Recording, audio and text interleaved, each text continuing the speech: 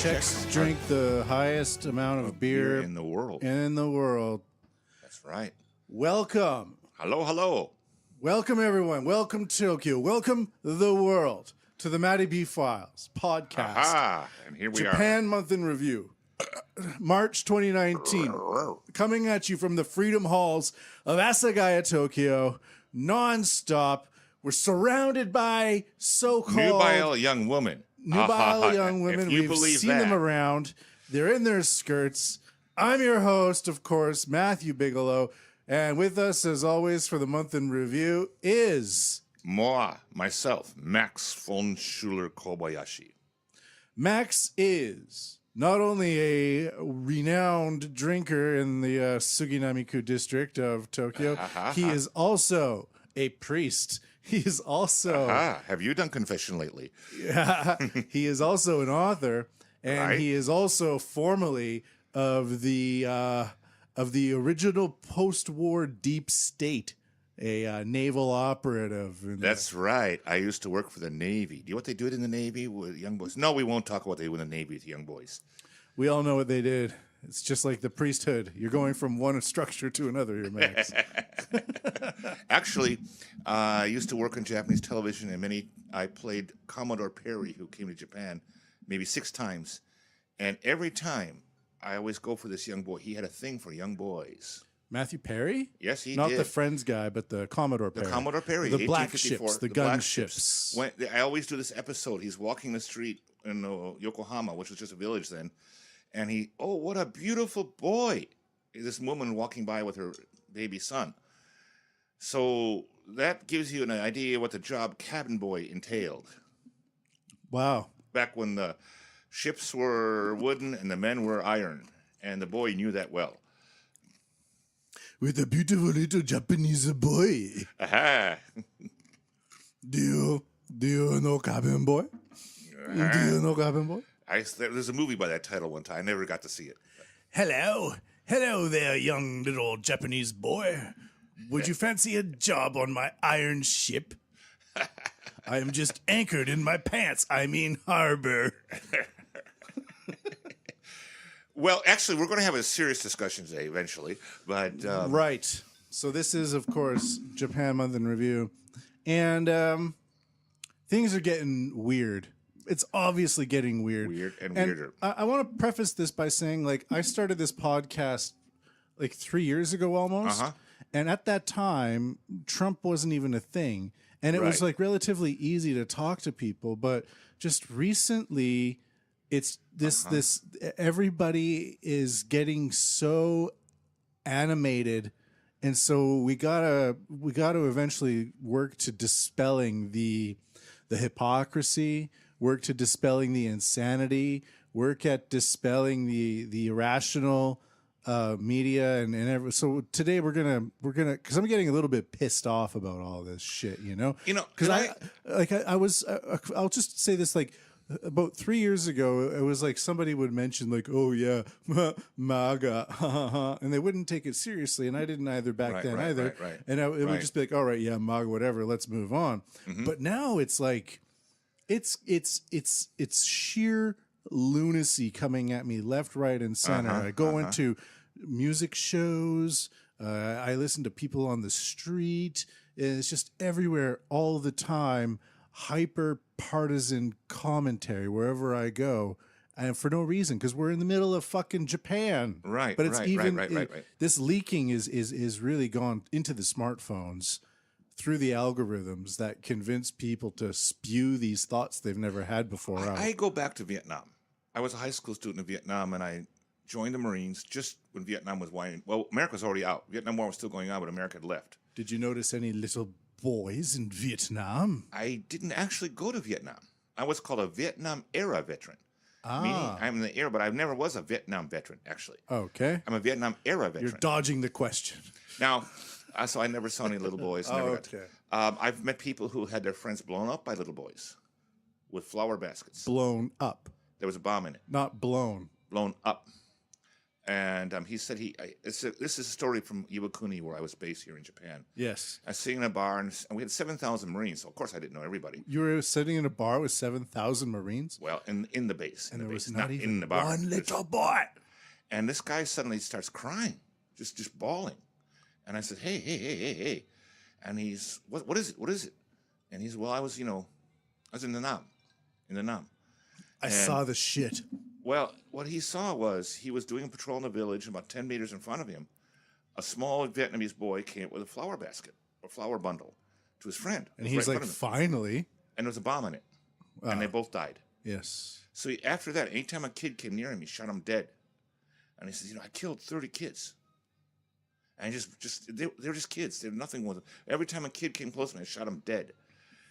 Well, when people ask me about Japanese war atrocities and stuff like that, I says, hey, be careful about saying Japan was awful and bad, because Americans, we did a lot of things ourselves. Yeah, I've read accounts of Americans going out and just piling up Vietnamese citizens into trucks, and on tops of the trucks, and old men, they would tie them up with ropes and just throw them off the tops of trains and piles and shit. And this guy, I couldn't call him a war criminal.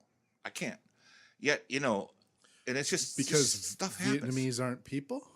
Well, no, but he saw his friend blown up, and somebody comes close and he's scared. I had I worked intelligence, as I've told people on this thing. Whoa. And yes, that was an interesting shot of buttocks on the screen. Yeah. No, we're talking about Vietnam, and it's I have my scary moments, but people react, and these guys, are 19. I was 19. So why does this go? Why are you bringing this back to Nam? Well, or you just want to talk about Nam all of a sudden? Yes, there's a reason. There's a phrase back then called, "I may not agree with what you say, but I'll fight to the death for your right to say it." And so I remember my father, a Canadian electrician in the middle of Alberta, saying the same thing. Now, whatever happened to that now? Oh, it's gone. It's gone. It's been replaced with. At that time, I thought, gee, this is trite. Everything I don't agree with is a Nazi. Yeah, it should be forbidden from speaking, and sent to some work camp out in the Rocky Mountains or something. Yeah, exactly. It's weird. No. People in Canada, they get jobs funded by the government to go to the Rocky Mountains to protest pipelines being put in by the government. That's a lucrative thing. That's a lucrative thing. So the government pretends to fund a pipeline and then hires protesters to protest the pipeline. Okay. So that's just insanity. That doesn't make any sense. Having been in the military, American, I believe a lot of these things about when you talk about crazy things, but still, what's happening now, though, and I've said before, we're going to civil war. We're going to civil war. You know what? It's nuts, man. But before we actually get into all of this discussion, this is, of course, the month in review. All right, for so let's Japan. review. So I wanted to begin with this. All right. Vending machines used to charge smartphones. Okay. Daido Drinko Inc. has started a verification test of the rental charger free service that provides electricity from vending machines for charging smartphones and tablet computers. The service will be provided in up to 10 areas of Tokyo. Daido Drinko says it is putting in priority on areas where there are many foreign tourists or students, such as Kanda Shrine and Aoyama Gakuin University. I know those guys. Users can charge their devices by using a USB port. This is funny. It gives us a description of what a USB port is. A quick charging type with an output of 2.4 amperes and a rated output of 5 volts. Okay. Did they get rid of their editors or something? We really don't need that information. Attached to a vending machine. Users need to bring a cable for charging. Daido Drinko wishes that each user will limit the use of the charging port to 5 minutes or less. The rental charger is part of Daido Drink's efforts to provide new values. Basically, they want people to gather outside their vending machines and then buy drinks. And while they're charging. Yeah. Yeah. And if they're already using the electricity anyways... People say it's fucking retarded, but I'm not sure. Well, it makes sense because you can gather people around. And people have a couple of drinks and from the machine, and do the machines have beer? Not anymore, dude. When's the last time you saw a vending machine? The last time I saw a vending machine with beer, actually, I think I have somewhere on a trip to somewhere like Shimoda. Yeah, something like that. Yeah, it's in some like remote parts of Kawasaki in the industrialized working man's district. You find some tucked away behind the alleys and stuff like that. But otherwise, no. When I first got here, like 2006, you could buy bottles of whiskey outside of a vending machine. It was like there was like a porn one with a curtain in front of it, and next to it was a whiskey one. You could buy porn and whiskey right out of the vending right there. machine. You have your entertainment set. Yeah. Men know what the fuck is up. Men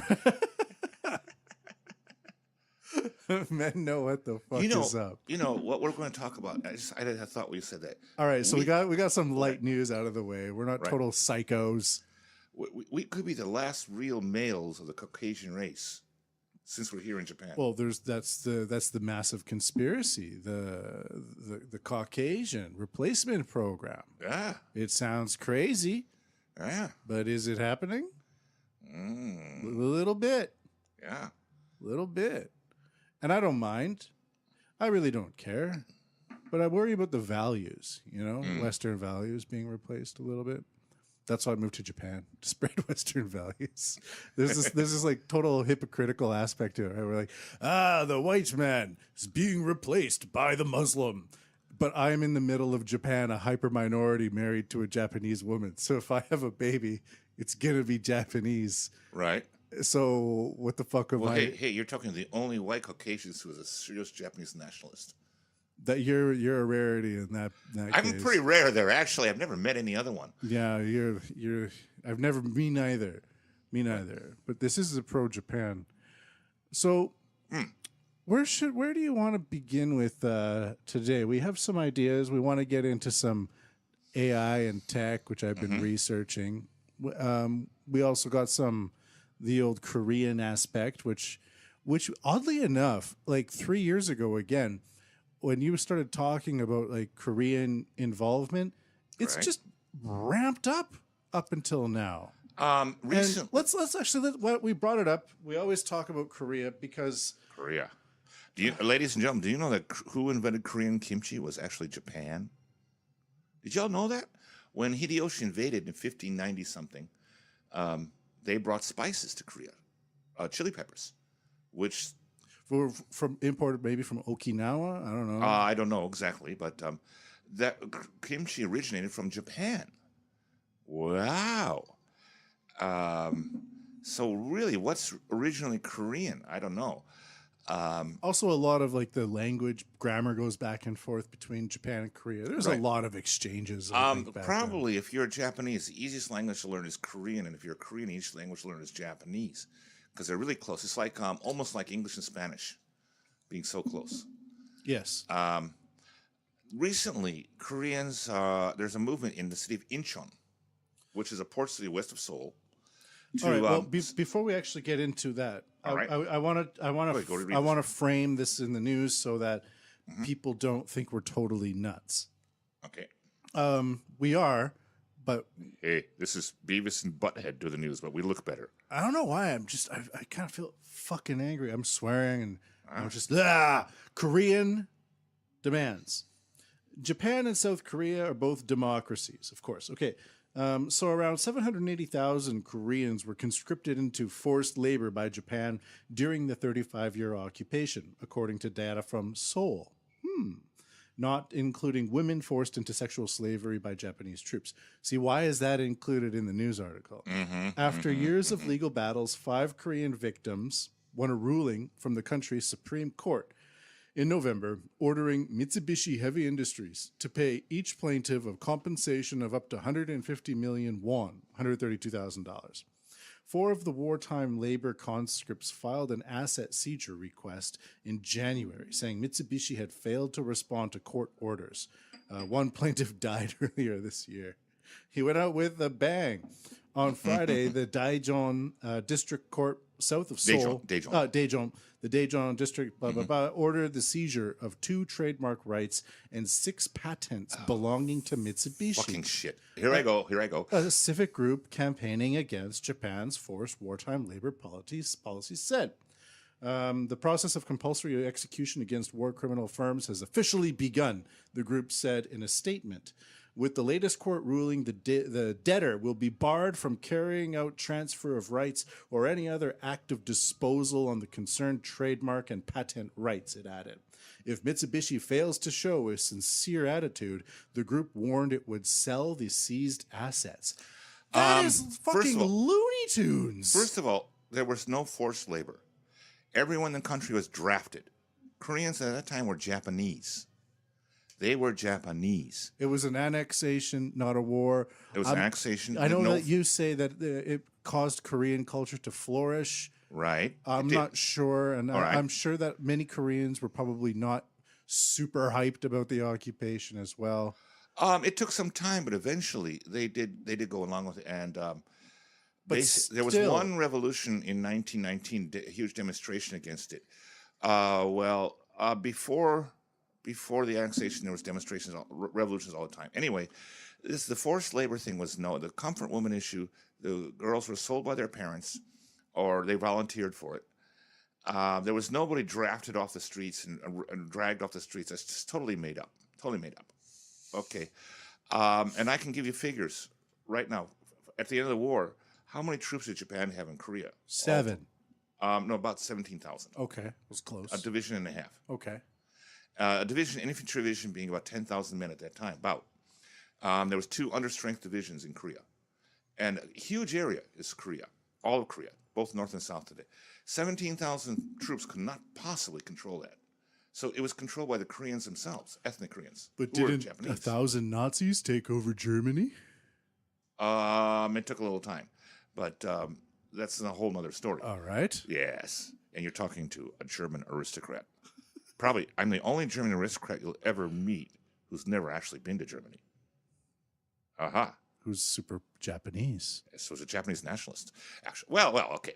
So the Korean thing. Now, this Incheon thing.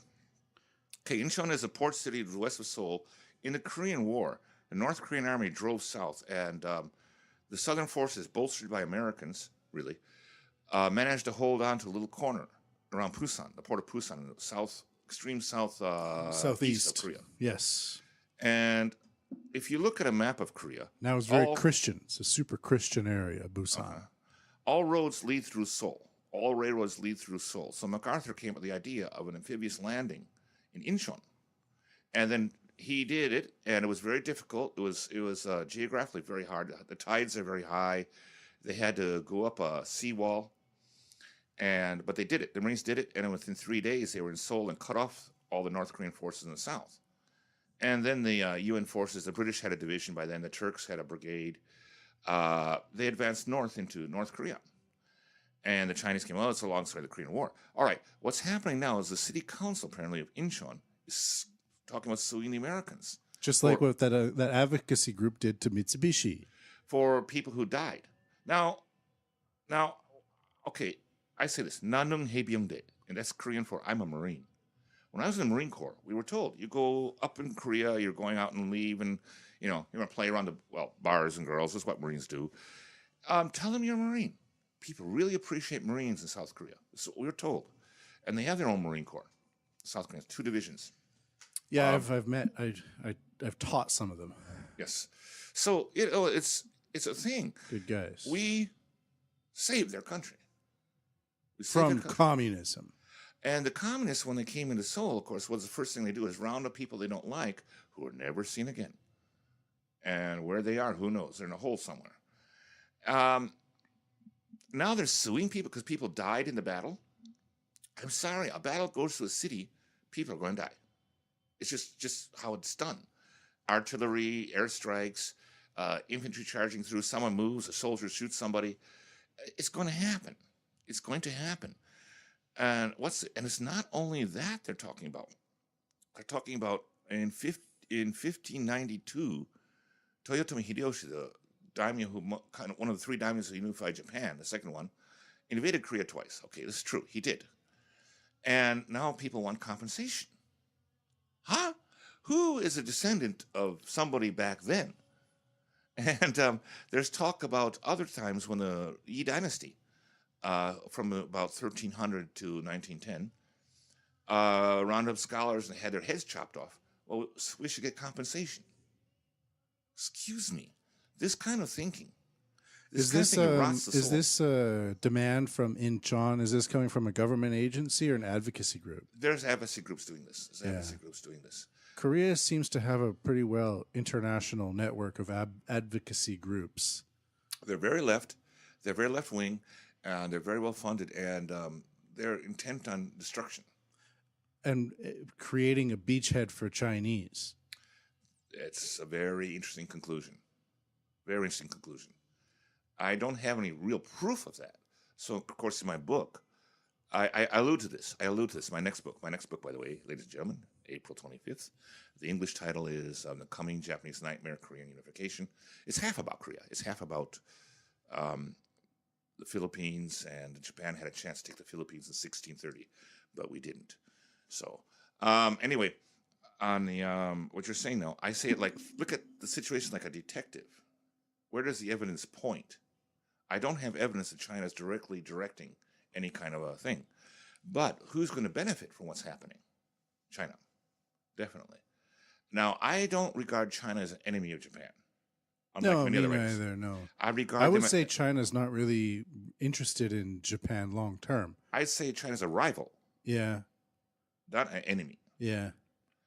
And our own society. They're using Japan as a trade ally and the trade is acting like a buffer so that Japan doesn't have access to China's ever expanding South Asia, Middle Eastern expansion, right? So China pushes its trade towards Japan. Japan trades with China. That's kind of an economic buffer zone while China expands west. So that's I would say that's a pretty interesting description. So, but I think they're up to a lot of things. They're funding a lot of things. And the Koreans? The Chinese. Chinese, yes. The Koreans. Koreans are the foot soldiers. They're the pawns. They're the guys that step out in front. They're the guys that are going to get smashed. This thing, though, attacking America, that is a serious mistake. Because I was born in America, and I understand how Americans think. And the Korean War, 36,000 Americans died in that war. And when you come and say to American, hey, you did a terrible thing in my country, what is the normal American response? Hey, fuck off. There's the fuck off attitude, but an American culture has an amazing combination of charity and paranoia. Right. So those two things can flip on each other. Right. Well, insane leftists, they're insane. But this is so increased over the last few years. For many years, I've been in Japan 45 years. The whole Korean thing was, they were just, well, we're superior to Japanese, and the Japanese were bad. Okay. It's kind of a back issue. Yeah. Back burner. It was back burner. And all of a sudden, since 1995 or so, when the comfort woman issue seriously started up, it's been increasing. So dead air. That's fine. Do you know that Koreans, though, there's some Korean claim that they founded Egyptian civilization, Sumerian civilization, Indian civilization, and Chinese, and taught the Chinese kanji. This stuff is getting more and more play in South Korea. Why? It's what they believe. There's some people writing this stuff. And it's all these stories about the ancient times, which were so wonderful. And if that's all true, well, what happened? Well, Japan was bad. Somebody robbed us of our right. And it's a weird feeling. And looking at art and culture, what did Korea really originate? Not much. And they're so jealous of Japan because Japan has kabuki, Japan has sumo. The Japanese Edo era, during a closed country, was a hugely rich and vibrant cultural life. Literature from Japan is also amazing. Ever hear any literature from Korea? Yeah, I was surprised I couldn't find many translated works when I was in Korea. I'm sure there are some, but there were some things written by some Yangban, some kind of Chinese poems and so forth, but they're even post-war Korea and in Japan, we have Kenzaburo Oe. There's tons of just Nobel Prize winners in all of the sciences and everything like that. I'm a former. I haven't painted for a long time, but I'm an abstract oil painter. I haven't done it for a while, but I did visit some art galleries in Korea and see some interesting work. Recently interesting work, but when you go to museums and see what happened before, it all seems like copies of Chinese. All seems like copies of Chinese. And like, for example, people claim that Japan kidnapped all kinds of artisans when Hideyoshi invaded back in 1590 something. They may have done so. Actually, they ran. They weren't kidnapped. They ran to Japan. They had a chance. Oh. And the reason was because Korea was such a harsh society that they were treated really brutally by Korean society, that Japan was a chance for relative freedom. Although Japan had its own feudal system, you were the four classes, the warrior class and the farmer class and the merchant and fallen. Right, one other class.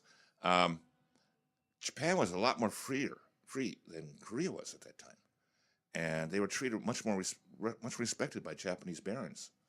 So they came when they had a chance. Okay. What do you make of this current activism, though, of especially kind of really old Korean people trying to gouge Japanese corporations? They're being used. They're being used by left-wing groups who use them as the front-standing pawns. And the goal is to totally take revenge on Japan for things that never happened, and attack and destroy Japan and get some kind of benefit. They think they can win. They're living in fantasy from day one on this issue. They've made a whole fictional history of Korea and so forth. And they think if Korea joins North and South, that's why there's such a hurry to do it now. There's such a hurry.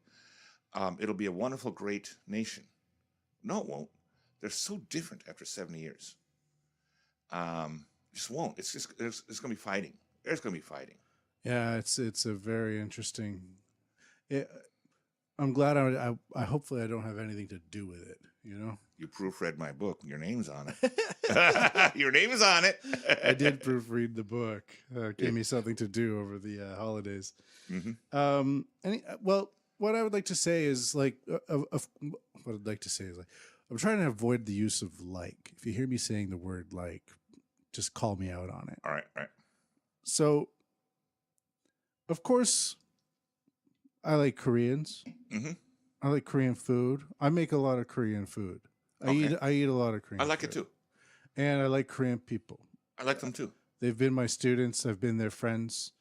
And I can even applaud the reunification efforts between North and South, right? Mm-hmm. You can say, yeah, why are you a different country? You're a different country because of a split ideology enforced upon you by communists from Russia and capitalists from America. So you're really at the fucking wrong end of some nasty ass I'm an couple of ethnic sticks. German who has a automatic sympathy for that when Germany reunified.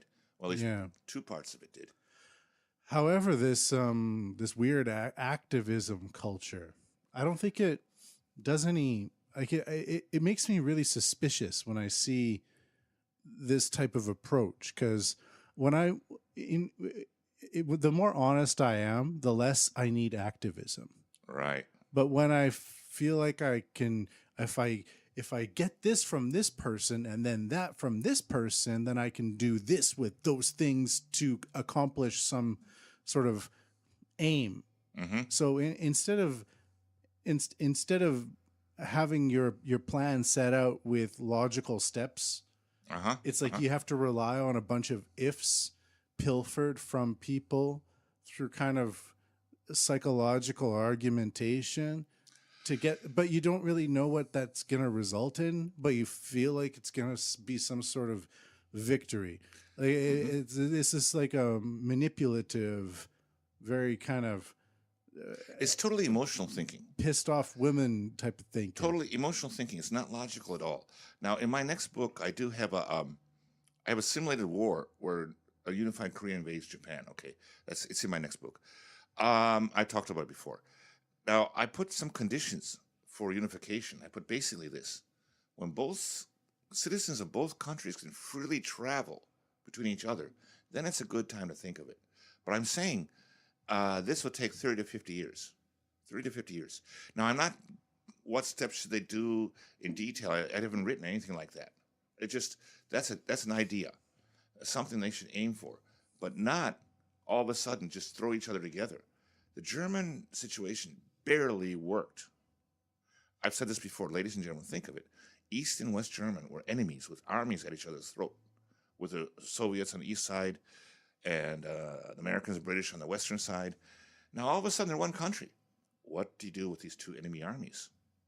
Well, the East German army, all the East German military, all officers were fired right off the bat. A few enlistment could stay. I remember the MiG-29 Soviet fighter was kept on in the Federated German Air Force. But otherwise, everyone's gone. Whoa, you know? That's pretty heavy. 80% of East German professionals lost their jobs. It's like if Microsoft and Apple decided to merge on the same day. A lot of people are going to get the axe. A lot of people are going to get the axe. And this is the reality of the situation. And somehow they're looking at it, well, we just join, it's going to be all wondrous and wonderful, and everyone's going to be happy for about a day or two.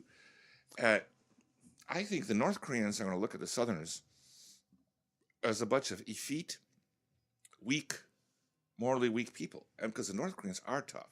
They have my respect. Well, this is also a problem with a lot of the Muslim population going into Europe. Europeans expect the Muslims to adopt European values. Muslims appreciate family and religion, and Europe is becoming increasingly consumerist and atheist. Right. And so they don't want to adopt that culture, which they see as something not even to consider. Right. And so then you have the rise of extremism and the view of, well, if family and religion is important to me and it's not important to you, then I see you as somebody who might be weaker because we have just different values. And then the Southerners are going to look at the Northerners and think, these guys are country rubes. We can cheat them left and right because they're going to come up with some fast-talking business deals, which the Northerners aren't going to really understand. And then they're going to wake up one day and find, hey, I don't own my country anymore or my area or something that's been taken out of my hands by a Southerner.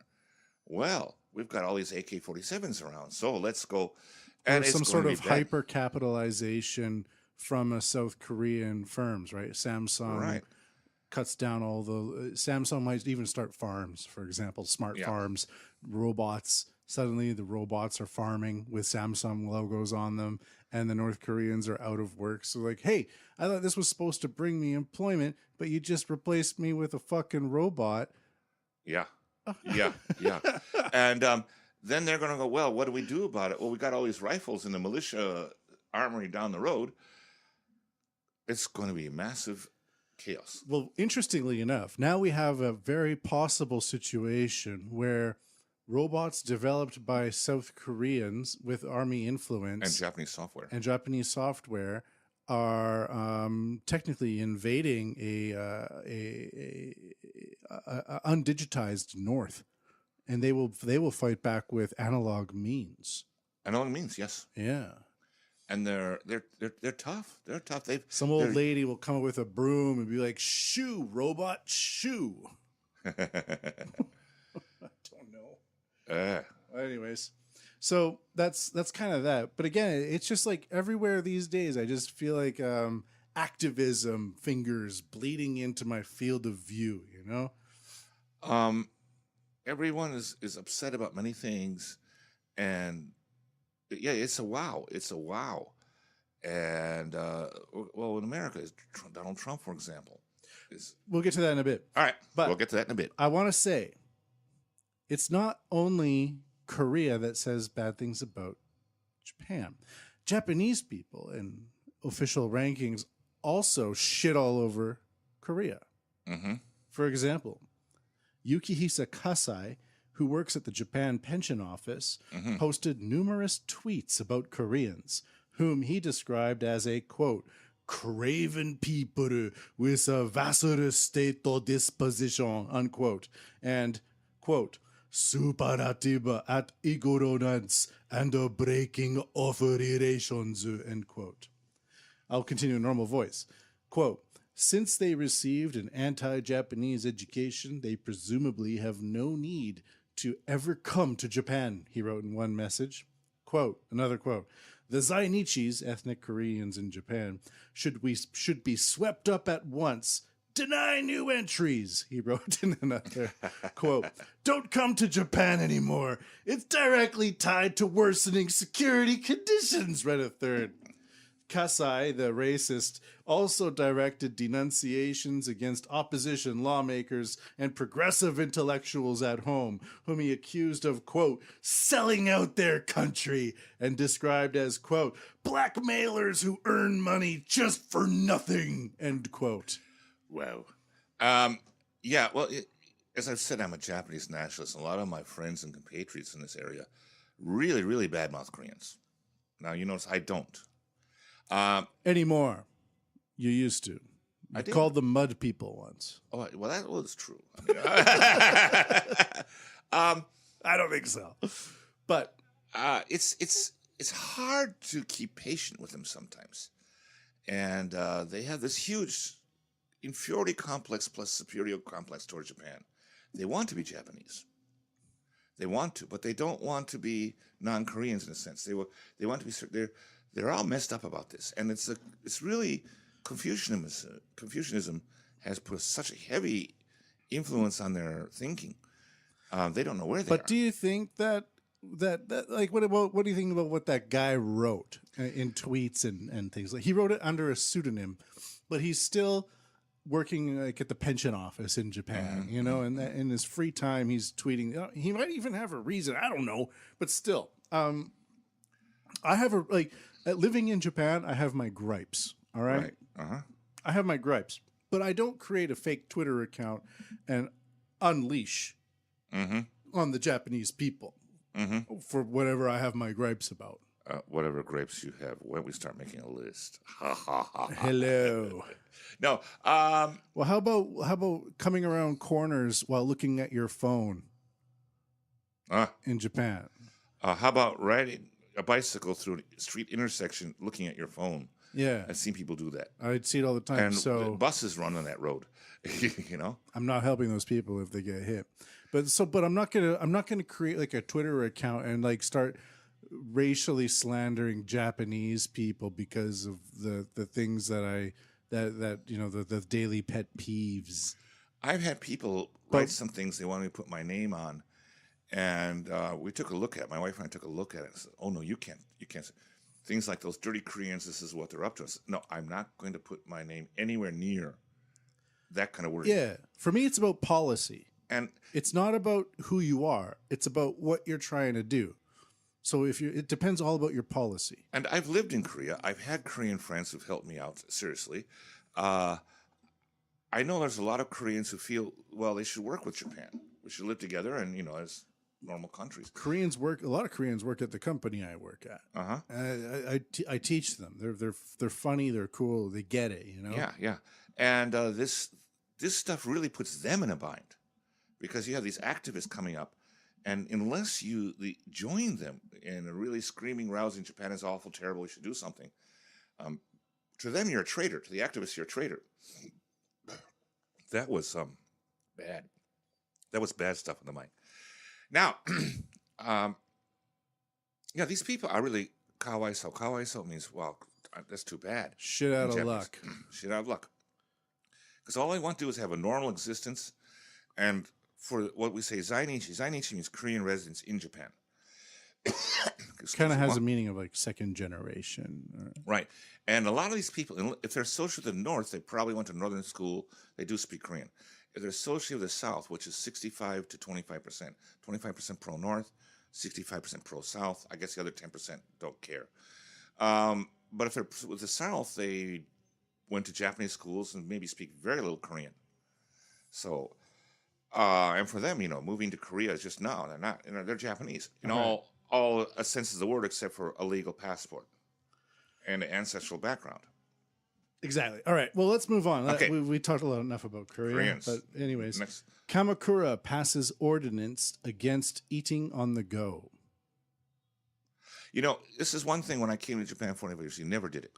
Yeah, I know. Even having like a piece of chocolate on the train was considered a bit like daring. Then you had me and my can of beer. Was I a pioneer? I think beer on the train has its time and place. However, but with the amount of tourists coming to Japan, right, 20 million a year now, up like 300% over the past 10 years. Right. The tourists get all this food and they carry the food around with them as they go temple walking, and and there's so many people, you end up bumping your food all over the locals as you're trying to like take pictures. I haven't been to Kyoto with your in food the last some years. But this is at Kamakura in Kanagawa. So same thing. The local politicians have passed a law saying you can't eat and walk at the same time. And what are they going to do? The local police are going to enforce this? I think it's saying take it easy. Actually, you know, similar to that in Tokyo, there's a no smoking rule. You can't walk the streets smoking anymore. And but there are like volunteers, not police officers, but they can fine you, I think, 2,000 yen. Yeah, 2 or 3. You know what? I hate it when people smoke on the fucking streets. It bothers me now. I sound like an old man, but it's like you can smell it like 20, 30 feet around you. It's weird. Anyways, I thought that was kind of funny.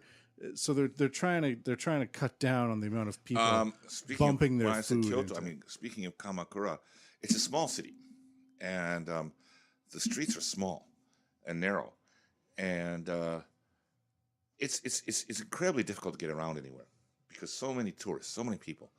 And I haven't been to Kamakura for years. I mean, you go there once or twice. That's all you need to go there for. Well, you know, it's like, It's like going to Times Square every weekend if you live in New York. That's the old New York joke. I used to live in New York, and New Year's Eve in New York, here is a Times Square. It's all these people from everywhere else. And the New Yorkers, they're sitting at home watching it on TV. So, as you know, I've built a school for AI, basically. Okay. And I see a lot of very interesting and useful applications, especially in China. I saw this one application at Chengdu Airport. Chengdu, of course, being in central China. Right. Where you walk up to a screen, a flat screen television. You don't need to input anything. It scans your face and then displays your flight information on the screen. It tells you your departure time, your arrival time, and it even has a map of you in the airport, and it provides a distance to your terminal where you need to go. And there's a QR code that you can scan that will send the information to your phone. That's pretty cool. Well. And if you're in an airport, it's super tight security anyways. There's cameras everywhere. You're being monitored on such an extent where the level of surveillance between having your face scanned and having your face attached to your flight details is not much of a leap beyond what's going on. One part of me really anyways. doesn't like this. I feel very itchy about it. Another part of me, if I'm going to get on an airplane, I don't want some weirdo to come blow it up. Well, that's the thing. But at the same time, you go to an airport, your flight information is displayed on a screen anyways. You just got to wait for it to appear. Right. But with this one, you just walk up to a screen, bloop, shows you where you need to go, scan your phone, and off you go to and you don't need to get people writing on maps and telling you directions. You don't need translators or anything like that. It just tells you where you need to go. I've had some frantic times in international flights when my how do you say norikai in English? Changeover time. Transfer. Hey, I've been here a while, folks. My transfer time was cut from 2 hours to 1 because I was in Toronto, because the pilots had to have their mandatory rest time before they could fly again. How did that happen? Well, and I was running through Toronto. I saw Toronto on the trot. Toronto Airport on the trot. Yeah. So there's all these interesting applications for AI, but so many shitty applications as well. So AI is really good if has like a yes or no. Like it scans your face, and it scans the biometric data on your face, the distance in your eyes to your nose, to your lips, to your chin, to your cheeks, and things like that. So it creates a number based on your data. So if you walk up to the scanner and it scans your face, it will change your data points, the distances, into the number. And if the number matches with the number stored, you get the information. Right? So it's not looking at your picture necessarily.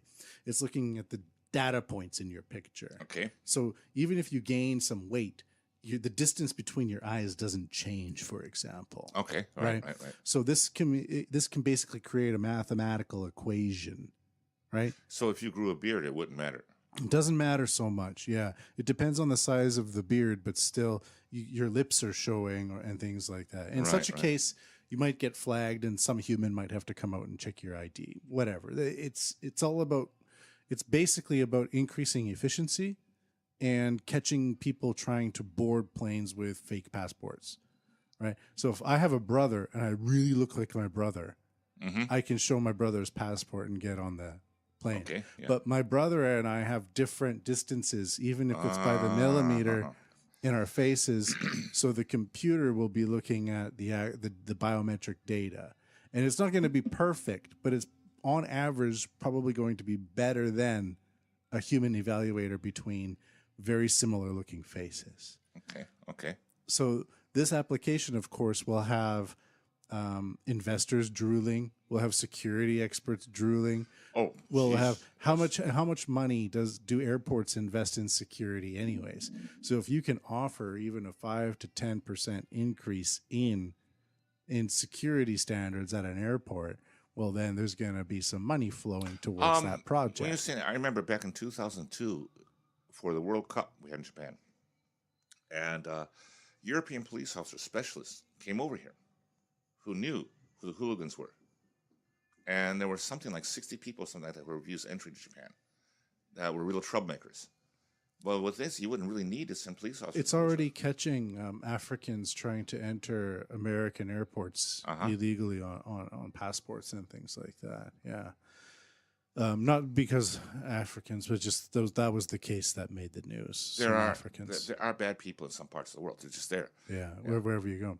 Right. So in this sense of the matter, these artificial intelligence programs seem to work really well. However, I got a package delivered the other day, and I wasn't at home. So the package guy left a delivery slip. Okay. And on the back, I usually order in Japanese over the phone, but I check the English phone number, and it says, our AI can help you. So I phone it up, and the AI is like, what is your number? And I say the number, and it repeats back to me a totally different number. Because the AI needs the data set. So if the Japanese is using an English data set, are they using how many American voices are in their data set? How many British voices are in their data set? Can they differentiate between Eastern Canadian and Western Canadian voices? So in this case, because they are relying on all of the world to input their phone number over the phone with a voice connection that is not obviously sometimes the best, then the odds that AI will be able to respond with an accurate answer just decreases. So there's a lot of fucking stupid people being conned into creating AI solutions where you really don't need them, because the AI, the phone thing could just say, please enter your number on the keypad. And I enter my number, and there's no way it can misinterpret what I said unless I made a mistake. But if it's asking for me, like, because some people say 3 and some people say tree, some people say 4, some people say 4, right? Some people say 9er, 5er. Some people say 9. So how do you develop the AI? So I had this experience with this AI thing, and it said, is your number blah, blah, blah? I was like, no, it's not my number. And it's like, your number is entered incorrectly. Is your number blah, blah, blah? And it repeats the same back. You remind me of something military. For all our Japanese listeners, so fucking stupid. The military's always had for letters, using letters on a map on a bottom graph and a left wing graph, having letters like A, B, B, something like this. And we're going to look at a place on the map, a target to shoot at artillery. Because so many people have different pronunciations, we have words associated with each letter. A is Abel, B is Baker, C is Charlie, and so forth. E, elephant, D is dog. So because people pronounce things in different ways, but even different pronunciations, we can hear, okay, that's dog. He says dog. Yeah, it's dog. But that's why when you say turn left here, you don't say right. You say yes. Right, exactly. Yes. I have done that when I was really drunk, yes, and we went really somewhere we didn't want to go. Okay, so here is, now based on this backgrounder that I just gave of these AI applications. Ladies and gentlemen, the beer is really burping today. Shiga Prefecture. Aha. The city of Otsu in Shiga Prefecture will begin next month the country's first attempt to use artificial intelligence to help teachers detect signs of serious school bullying.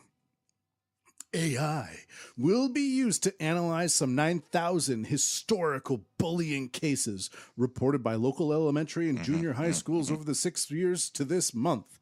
The system will also assess cases in which bullying was only suspected.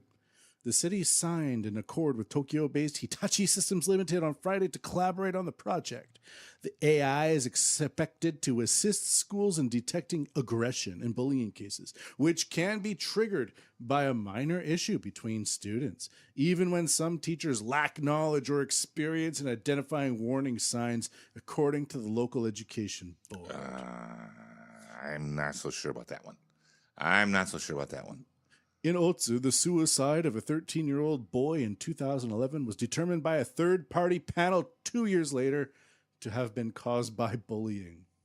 So what do you, in the case of the Chengdu airport, scanning your face, attaching your face to your ticket data and showing you where to go versus AI being used for bullying cases, where do you put this bullying case on the fucking scale of usability? Not very well, because we're talking about human activity here. And intent and psychology. Right. Now, the airport thing, it's a very simple thing.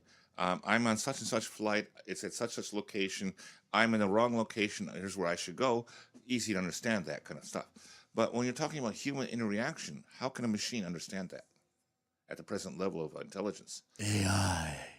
Well, but it's not really a thinking sentient system, is it? AI. It's as far as I understand it, it's certain points that are programmed into it, and the old phrase "garbage in, garbage out." If it doesn't have enough information to process something, it'll do its best, which really may not fit the situation. It just gives unionized teachers an excuse to sit on their fat asses and click on the computer screen to see what pops up. I mean, back in my way back when, but bullying wasn't an issue because teachers had physical punishment abilities. They could smack you up the side of the head. Bullying is always an issue. I was bullied. I bullied people. I was bullied. Women bullied me. Women didn't bully me. Whatever. You know, I had someone try to run me over with a motorcycle in high school because it was a small town in the country, and I was from the city of Chicago. You know, I show up there in the school, and it was, "You're from Chicago. You must think you're tough." And you're from Chicago. You need some pizza. I attacked the toughest kid in school. Got a brain concussion, and he had 300 cousins. You know, something like that. It's a country, you know. They're all related. And you picked a fight with my cousin. Hey, I lost. Come on, give me a break. But it happens. It's part of growing up. What do you think about this idea of using AI? No. Teachers have to be more trained. I'm going to try and put something in with some politician friends.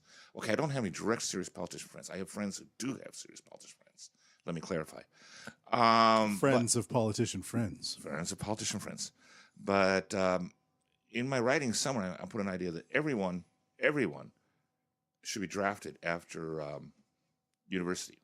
Now, is this just the military? No, not just the military. into farming or into fisheries and spend like 2 years working. And pay them. Of course. That's another thing, the foreigner issue, which I have some stuff to talk about when we get there. But people need every time life experience. And in Japan, particularly, teaching is highly regarded, but you have teachers who graduate from university, they have no life experience. And then they're faced with situations in the classroom which they have no idea how to solve. And sometimes really weird things happen. It gets in the newspaper. And I remember one time some teacher, they made a funeral of some student, and then she went and killed herself. And the teacher participated in the fake funeral when the student was alive. Instead of telling the kids, hey, knock this shit off. This is out of line. Knock it off. And couldn't say that, but the teacher went along with the students. And this is a teacher in their 20s. Just had no idea how to deal with real life situations. So, yeah, how does that... So will the teacher automatically learn how to use AI programs? I just thought it was kind of crazy that there's these amazing practical developments with AI being implemented, but in some areas of the world, people have the allocation of the funds, but they don't know anything. It's like, well, we need to reduce bullying. Let's use AI, you know? It's like the recent case in Tokyo, or was it Tokyo? It was in Chiba, I think. A father went and beat his 10-year-old daughter to death because the school reported that the daughter had complained about being beaten. And now in Tokyo, it's well, if illegal. only AI was there, it would have been able to detect these obvious signs of danger. Yes, but of course, then it could have been detected by humans. It could be detected by humans, and then of course you need humans to be able to move on the issue and take some action, like having And there are weird people. There are families that are weird, do different things. In the human community, there's a huge amount of difference. But now, apparently in Tokyo, it's illegal to physically discipline your child. It's illegal. Yeah, they've been pushing that. And no, kids need to be spanked. Sorry, it's necessary. Yeah, a little not spanking, whatever. You can say one thing or another, but I would say like kids, I think, understand not a smack, but like a little shake, like grab them by the shoulder and be like, hey, no. Because they're not logical. They're emotional creatures. But anyways, okay. So I thought that was a little bit strange. So anyways, before we move on to the absconders. Aha. I just wanted to say something that kind of... So sometimes I put these things up on the old social media just to see what happens, right? And, of course, recently we've had 2 years of people ranting about the walls are closing in on the Trump administration, about the Mueller investigation. And I know we're in Japan, and I know everyone's kind of sick of it, but... It's like even my musician friends at shows, even when I have people come over, they will talk about this as if there's some sort of, as if it's Watergate, as if it's some sort of shoe waiting to drop. The walls are closing in, which is what schizophrenics say when they're high on drugs.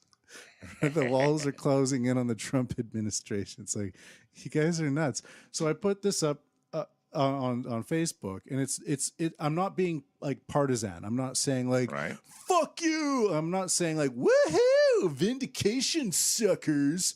This is what I said. It looks like there has been no collusion between Trump and Russia. Okay. Isn't this good news? There's no collusion, apparently. Right. He's not a Russian spy. Isn't that good? Yeah, he's the president of the United States. Isn't that good?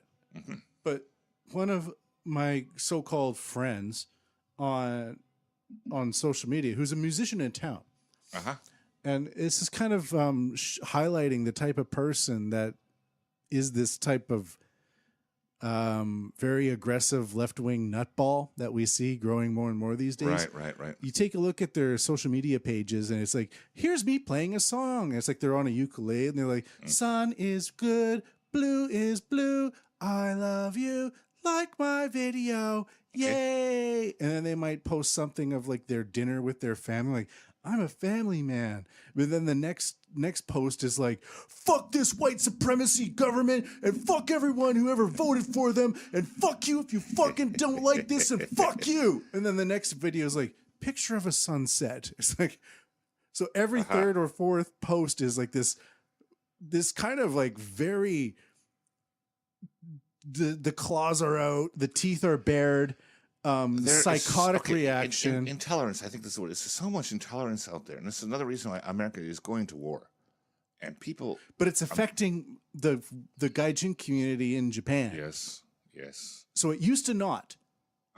Like, it used to not at all. Like, Obama, very little effect. Okay. Nobody walked around going, like, in the streets, woo, Obama. You know, but now people walk around the streets going, fuck Trump, fuck Trump, fuck Trump. I've heard that. Ladies and gentlemen, I have probably written one of the only few pro-Trump books in Japan, both in English and Japanese. But I don't associate with foreigners, and they don't know. So this idea of these hyper partisan left, and you know, I go to a music show, and I'm like, oh, hey, man, how's it going? Like, oh, yeah, pretty good. But the world is going to end in 12 years. Did you hear the news? And I don't understand why Japanese people are still using air conditioners. And what are we going to do? Do you know how hot it is in Tokyo? We have 30 million economic refugees, and Japan isn't even accepting hardly any of them. Why does Japan hate the environment? Why does Japan hate refugees? Like, I've had this conversation a lot over the past couple of years within the first few minutes, and it used to never happen. So it's crazy town. It's very tiring. It's tiring. It's annoying. Yeah. And this is what I compare it to. This is kind of what I'm going with here. Mayonnaise. Mayonnaise. How's it compared to mayonnaise? It's fucking mayonnaise, man. Okay. How? Well, wherever you go, mayonnaise is the same. All right. So I can go to a sandwich shop and I can order a chicken sandwich. I can go to a yakitori shop and I can order some yakitori. The mayonnaise always comes on the side or in the sandwich. The mayonnaise has spoiled. So it doesn't matter if you go to a very expensive restaurant. The mayonnaise is the same. The meat is so all of the mayonnaise being spread into our products has rotten. And it's a very small, limited population of people that are behaving this way. Yes. They tend to be younger, left-wing women and older left-wing men in their 50s. And people who come from upper class. Upper class, yeah. I don't often find this with working class people, yeah. Right. But these are it's this mayonnaise class where it's like the journalist that pops up and is like, fuck! And then you go wherever you go, you know, like wherever you go to get a sandwich, there's mayonnaise in the sandwich. It doesn't matter if it's at a boutique restaurant or from a vending machine. They are the mayonnaise, and it's rotten, and it's automated. Yeah, it's automated mayonnaise rottenness. And so when we look at society and we look at the levels of society, we can go and we can get expensive beef here or cheap chicken there. But what ties these two places together is the fucking mayonnaise, man. And the mayonnaise is rotten. That's how I view them. I view them as rotten mayonnaise. They are so stupid. Well, here in Japan, we're not going to kill them outright. But in America, they will be. They will be. They're provoking a civil war, which will exterminate them. But let me explain to you. So that thing I said earlier, when I said let me explain to you, I didn't mean it in a condescending way. It's all right. It's all right. I realized it we go back a while, so you notice I didn't drip beer all over your head. No. So I said earlier in my post, it looks like there's been no collusion between Trump and Russia. Right. Isn't this good news? And this is what a musician said to me in response to that. Okay. Dennis Gunn. I know him. All right, go ahead. Matt, I was thinking you were just trying to set a high bar for proof of guilt, and I was giving you the benefit of a considerable amount of doubt. But you have just confirmed yourself to be nothing but the total fucking narcissistic moron your pseudo-intellectual babbling indicated from the get-go. Congratulations. What should I say here? I know Dennis from way back. I just said that's not welcome. I'm going to unfriend you. People with negative value don't deserve a seat at the table. I'll say this. He once called me up asking for a job. You know, like I'm a Christian wedding pastor. Ladies and gentlemen, it's never been my deep, ardent desire to spread Christianity in Japan. I've never really wanted to, not at all. Why I'm doing this? It's for well, I'm a deeply religious person, but I won't say it's necessarily Christian. It's just my own deep religious. I quit the acting industry 20 years ago, and I didn't think it would last. I found this Christian wedding industry supported me for 20 years, and I'm really good at it. Probably one of the top people in Japan out of about 3,000. This person called me asking for a job. He said, "But I don't like Christianity." We went, "Hey, listen, this is a job. This is what we do. I don't run a church, although I'm legally qualified. I'm qualified to. I'm an ordained minister, semi-minister. I cannot baptize. I can do a wedding or a funeral.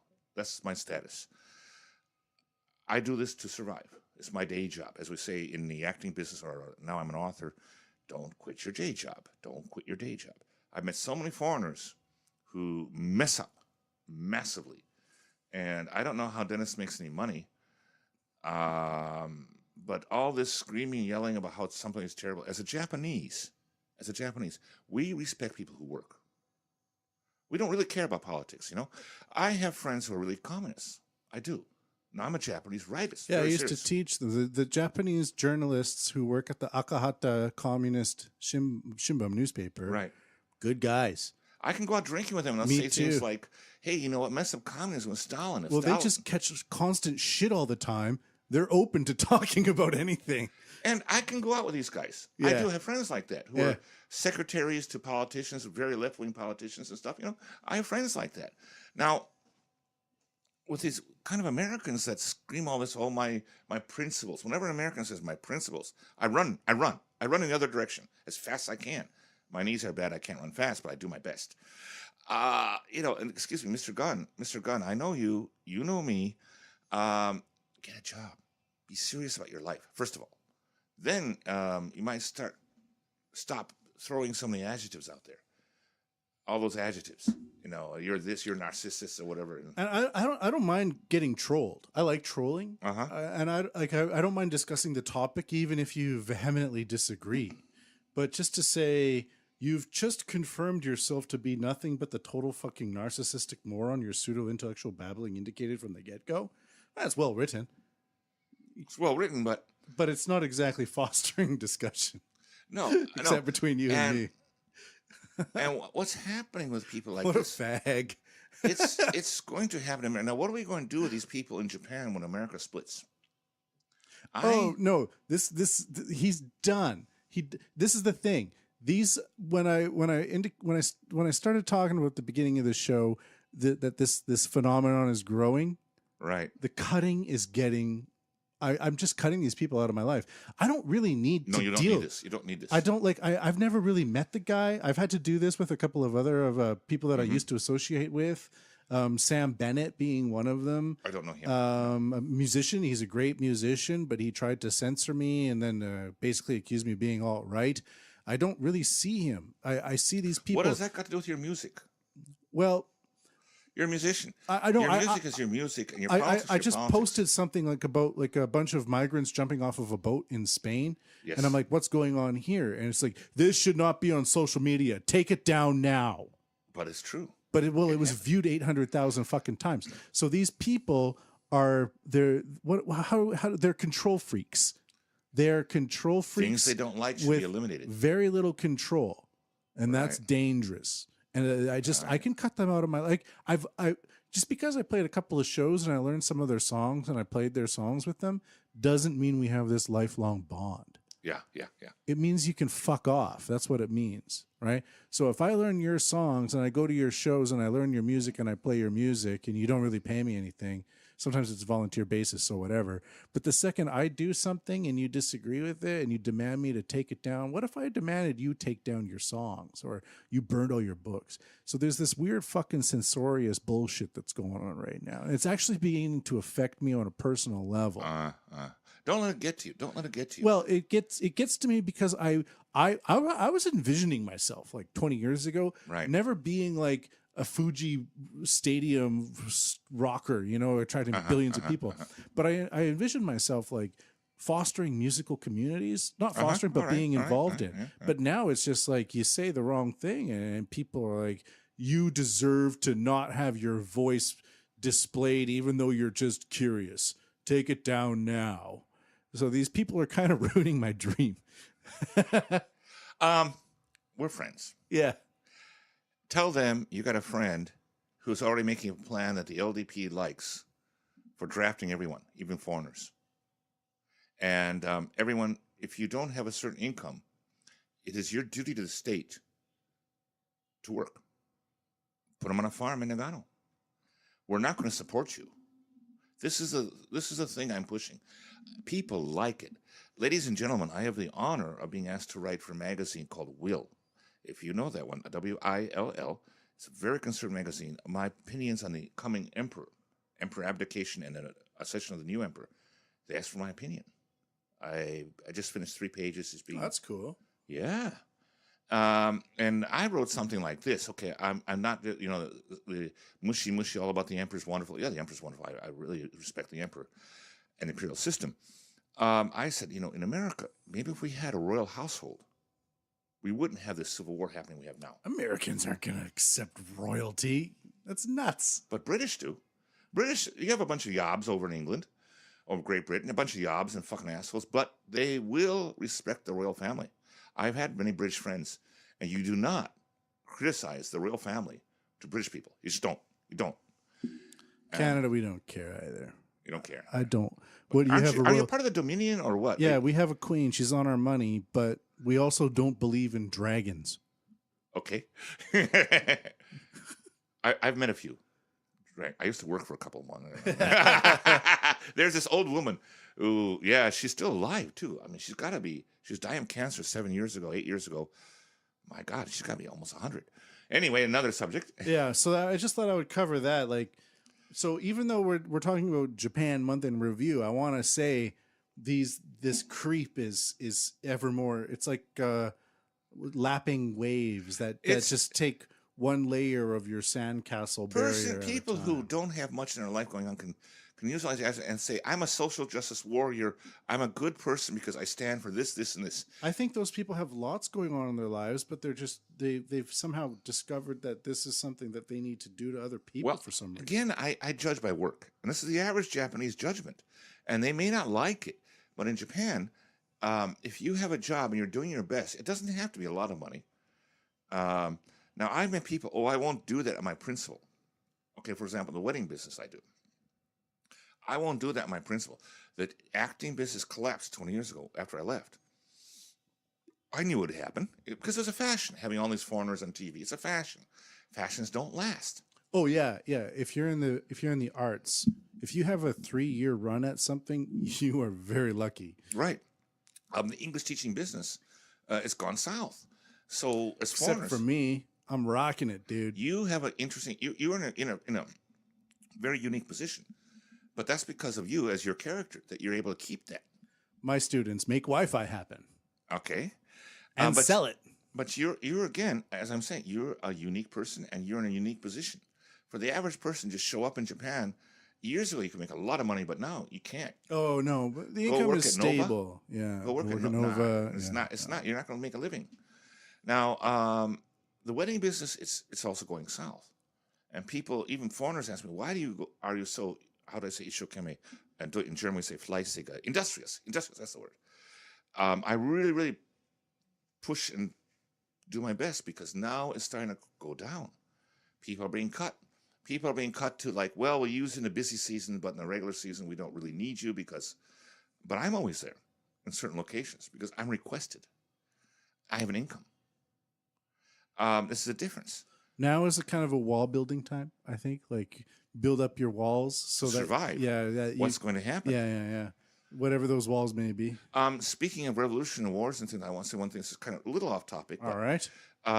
Right now, there's massive flooding going on in the United States, in the Midwest. It's not making big news. It's potentially devastating.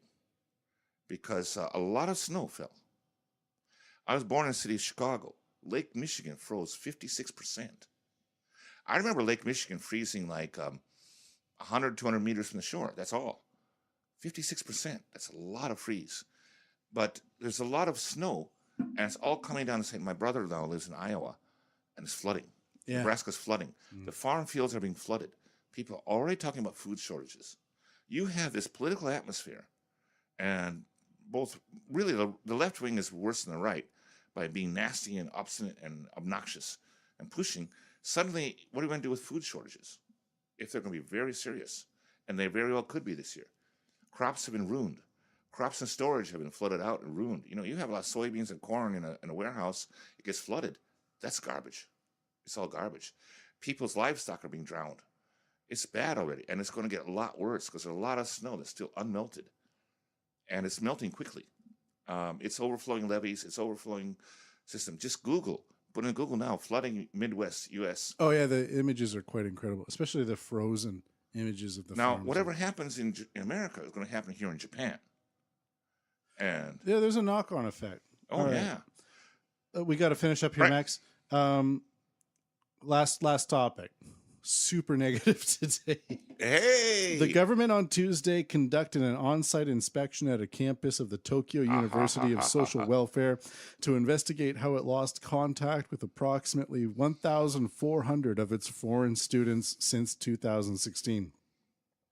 The Education Ministry and the Tokyo Regional Immigration Bureau will check how the blah, blah, blah. So now that we're going to import 500,000... I have a little secret information here about that. Okay, yeah. But basically, what we're going to try to say is the grand schemes of the government to magically say... Do you know the idea of magic dirt? What is magic dirt? Where you import one population to another, and based on where they're going to, they will automatically become that type of person? Magic dirt. It doesn't happen. No, so people say, oh, well, it's Japan. We have all these laws, blah, blah, blah. We'll just put 1,000 of these people from over here to this area of Japan. And it's going to be hunky-dory, happy time. Because it's magic dirt. Because it's the geography that matters. And so once you just import, export, copy and paste, cookie cutter X immigration, magic dirt. I have a friend.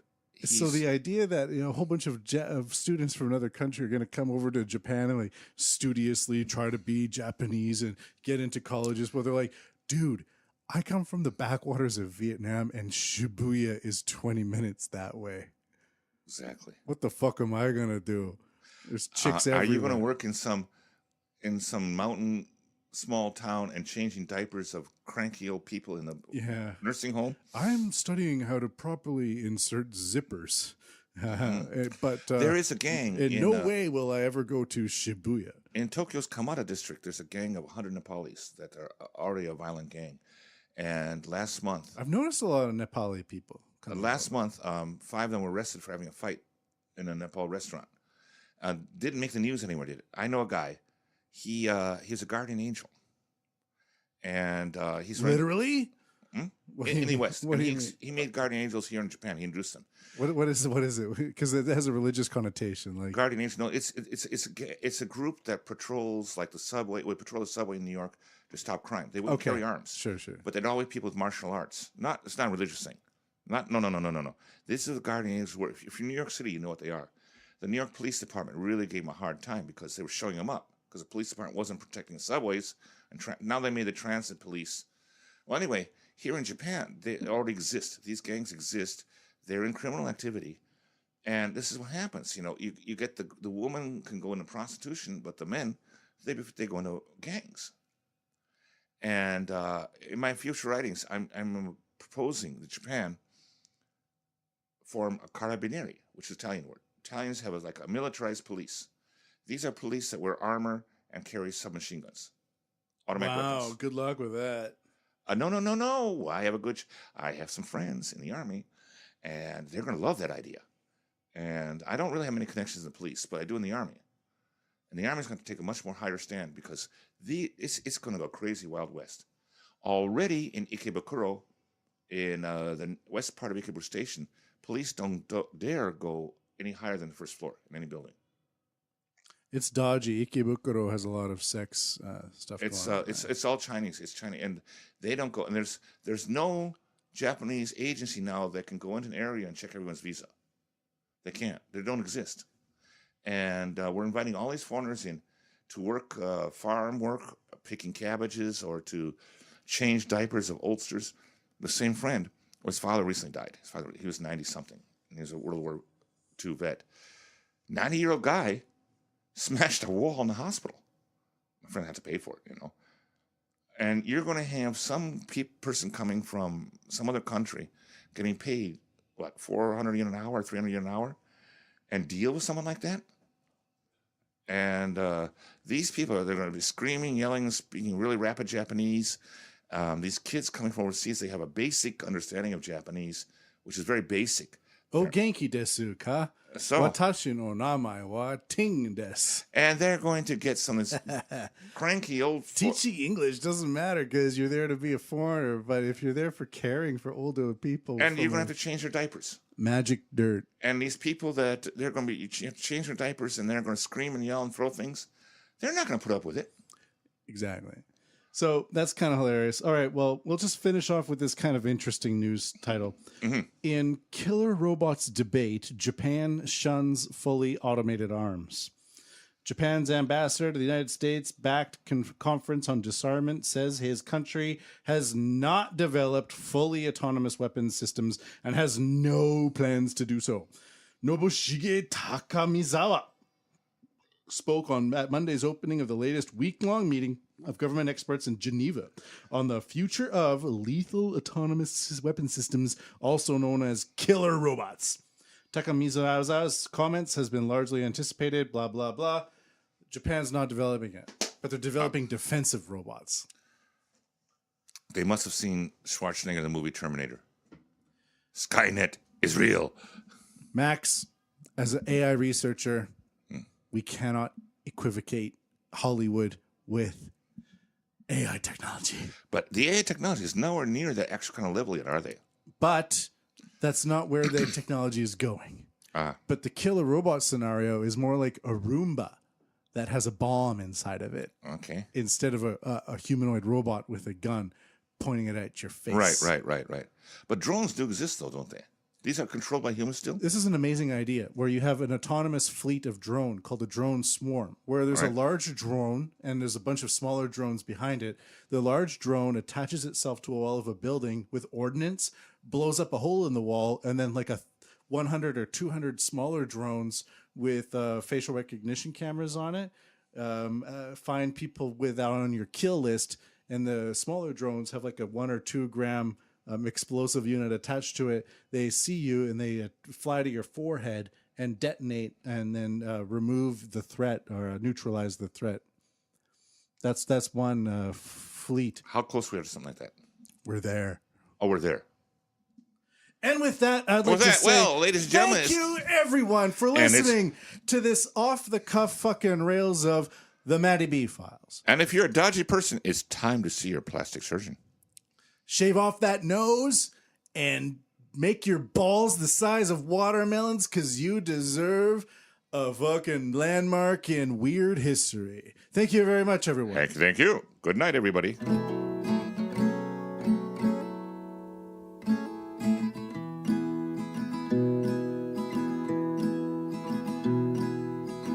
Tu cherches un compagnon de jeu. Viens tout de suite et jouer avec le feu. Jouer avec le feu.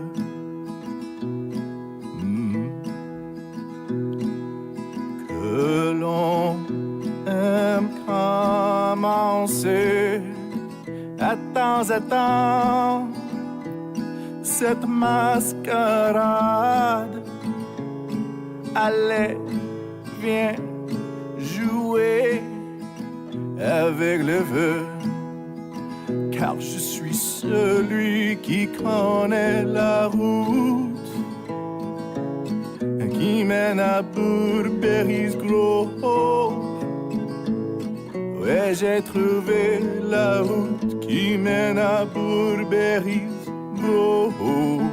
Ouais, j'ai trouvé la route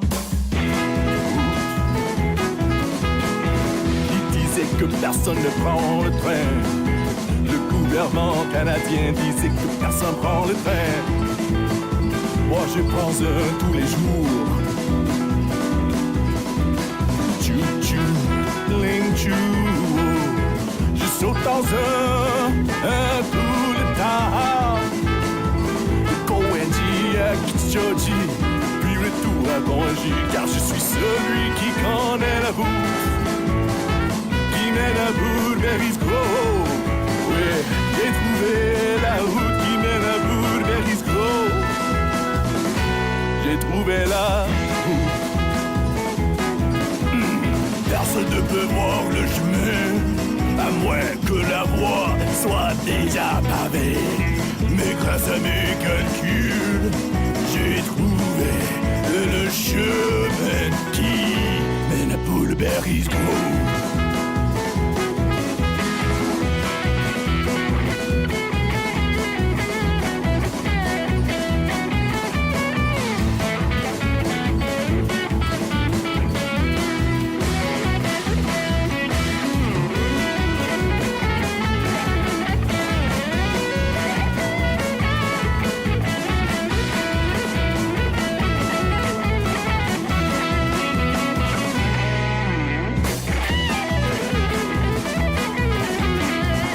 Cherche à jouer avec le feu. Comme on aime cette mascarade. Retour à bois jusqu'à Kichoji, retour à Koenji, car je suis celui qui connaît la route qui mène à Burberry's Grove. Ouais, j'ai trouvé la route qui mène à Burberry's Grove. J'ai trouvé la route.